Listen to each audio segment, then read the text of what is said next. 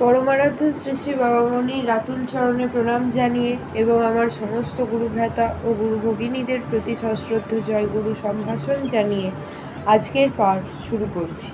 ওম অখণ্ড সংহিতা বা অখণ্ড মণ্ডলেশ্বর শ্রী শ্রী স্বামী স্বরূপানন্দ পরমহংসদেবের উপদেশ বাণী ষষ্ঠ খণ্ড। ব্রহ্মচর্যই ভারতের অভ্যুদয়ের মূল মন্ত্র। শ্রী শ্রী বাবামণি বলিলেন, এই মোহ তিমির অপসারিত করবে কে? তোমরা কি নও?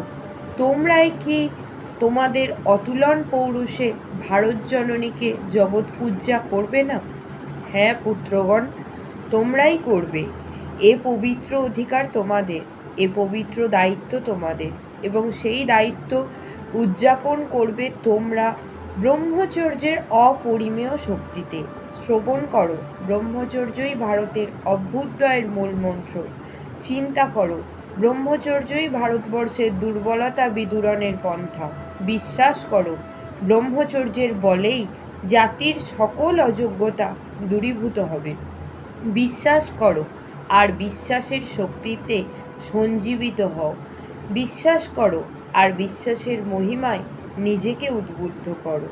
জয় গুরু।